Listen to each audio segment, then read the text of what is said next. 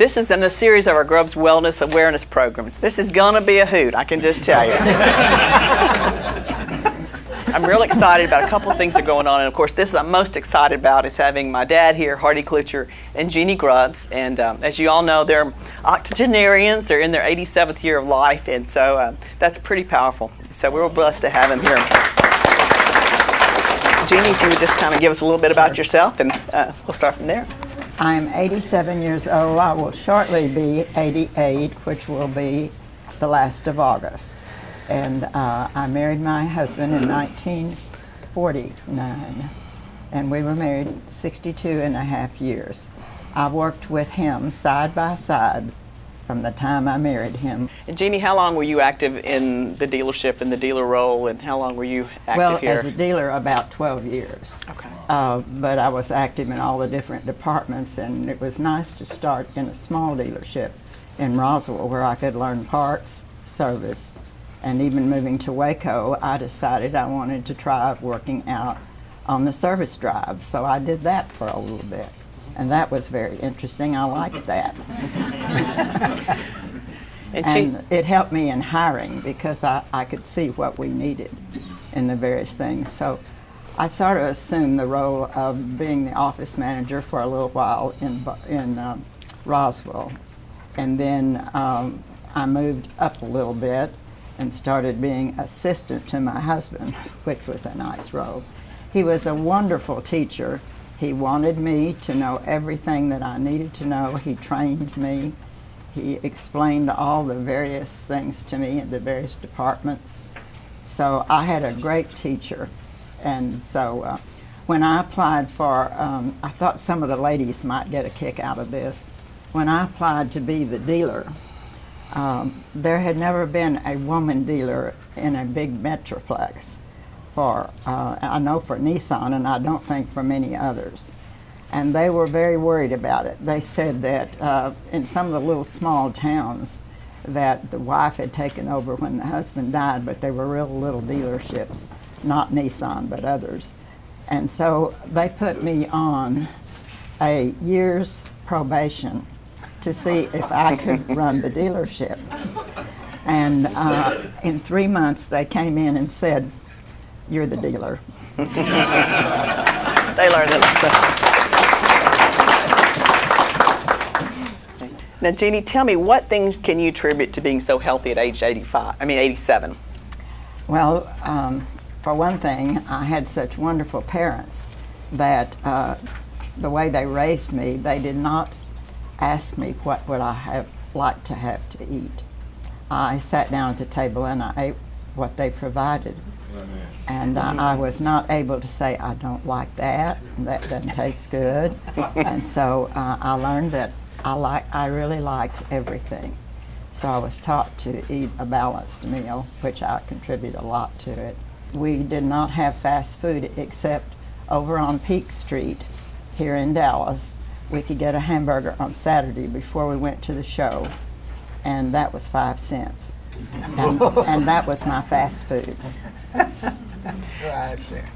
So would you think maybe fast food was a no-no in your world? Hint, hint, team, okay? Fast food, processed food, okay? All right. Dad, tell me what you attribute to being so healthy at age 87. And I never smoked. I drink very little. And I try to eat vegetables and fruit every day. Usually at this age, there's a lot of cases of senility and dementia and those type of disorders. What do you attribute to your mental sharpness? What do you do to keep so astute?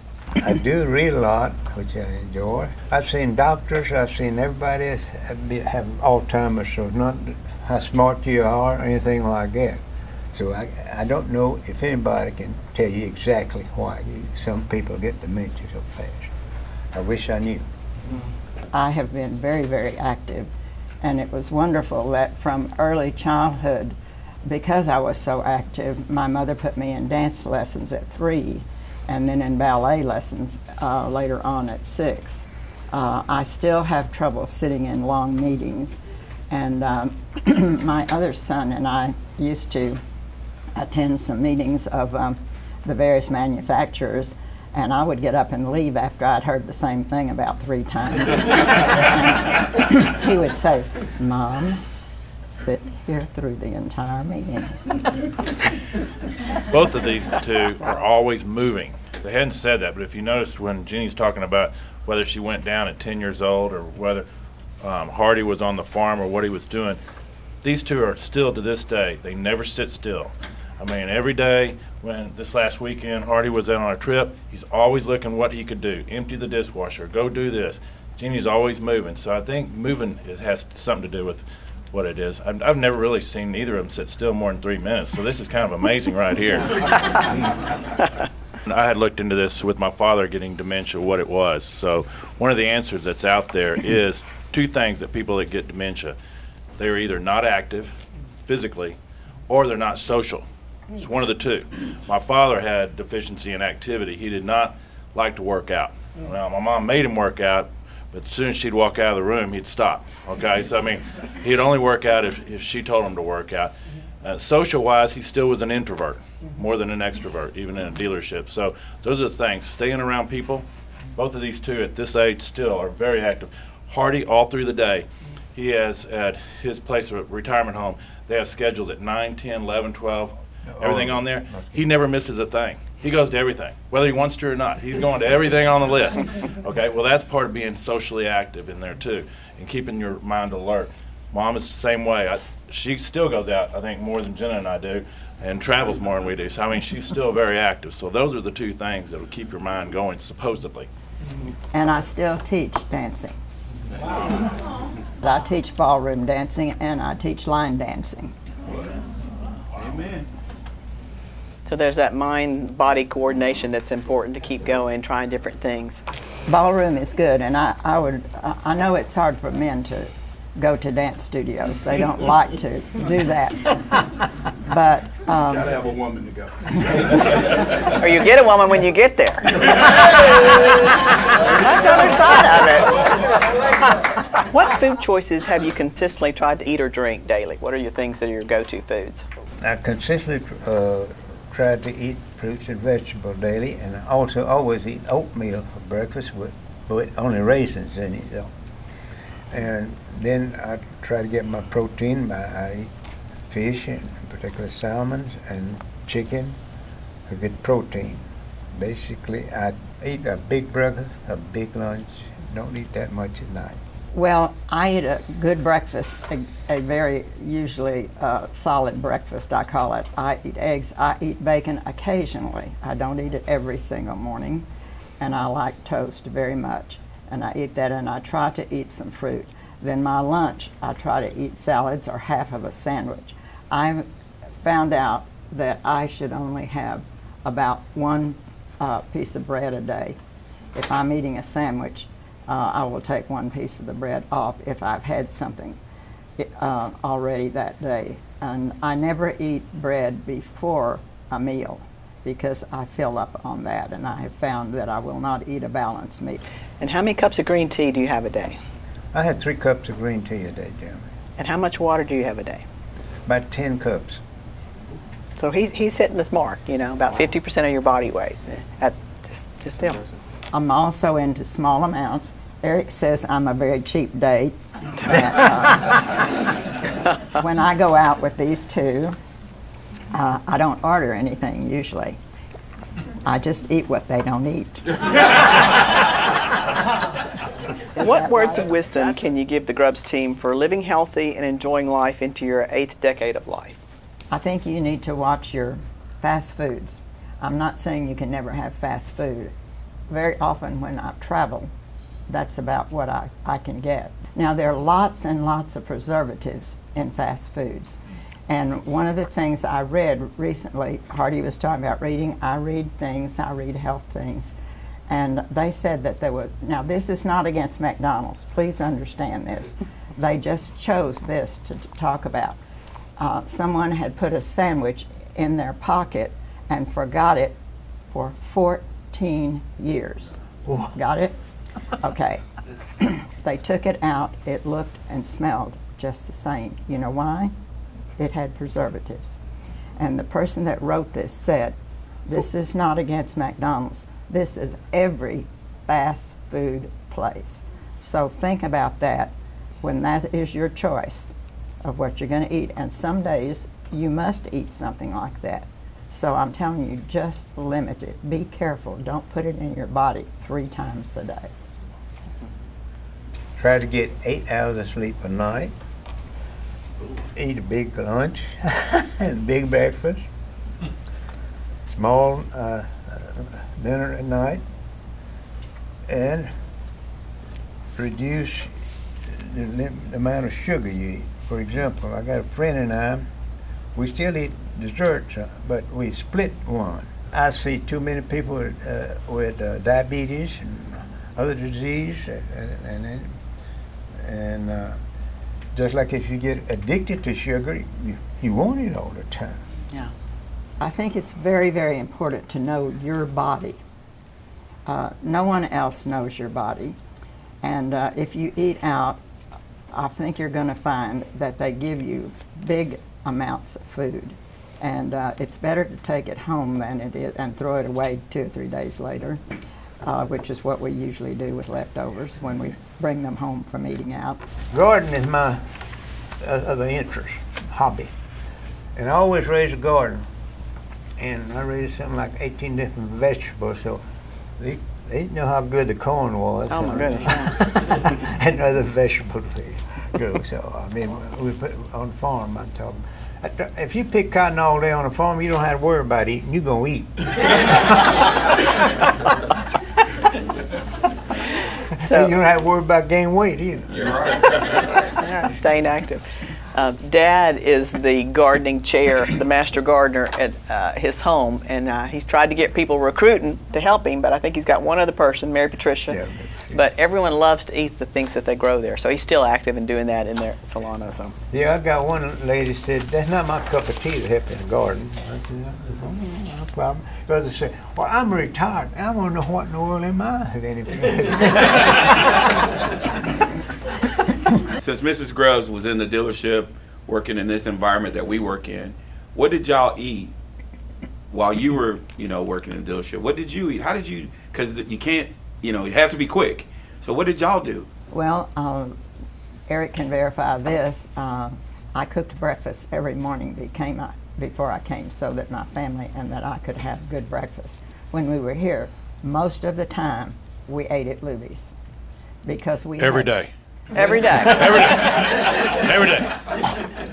Every once in a while, we did something different once a month. But we did. There were many choices, and we could make all the different choices. Then I cooked dinner at home at night. I usually put something out in the morning. Then we had crock pots for the first time in my life, and so I could cook things. Jenna does that a lot. But I tried to eat it, and I miss this Luby's, really. It was pretty close here in Bedford, and you don't have all those choices. So I would just find a place that talks about salads. Salad is good, and meat, and I've never had a problem with eating meat. A lot of people say they don't eat meat. I eat meat, I eat all kinds of meat. So I think you need to be careful about some of the cold cuts, because I learned later how much preservative and there are good weenies, but I mean, don't eat those every single day.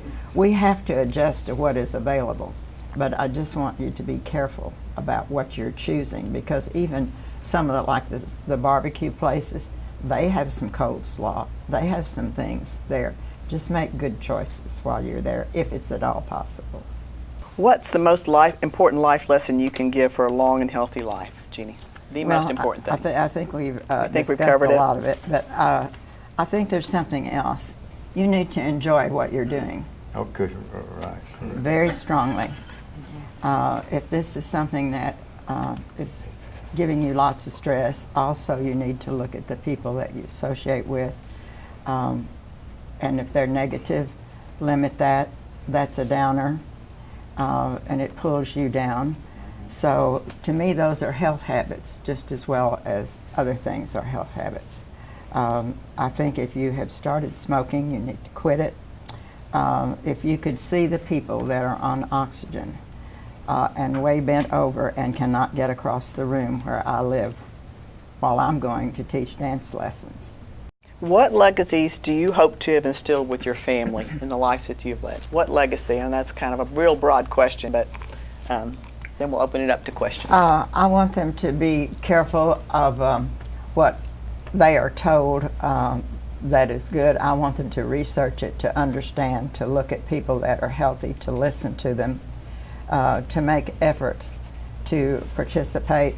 One of the things that I have been very concerned for my family about, I took a lot of sun damage as a child because we did not have any sunblock. And I feel very strong about that you can damage your skin in ways that it's very difficult to ever get over. And yet you need sun. They even think not having sun now I'm telling you things that they tell us contribute to dementia. They don't know everything, but they're finding a few things, and they feel that sunshine is good. That doesn't mean you're supposed to burn yourself several times a year. That's not what they are talking about. And I think I want them to be careful of advertisements. I think that on TV, we have a lot of things that we're recommended to do, and try this medicine, try that medicine.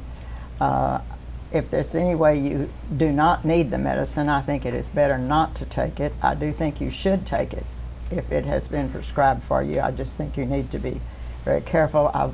The other day I was looking at a cookie and close to bedtime, and I read the sugar content, and one small one had 4 grams of sugar, and the other one that I was looking at had 16.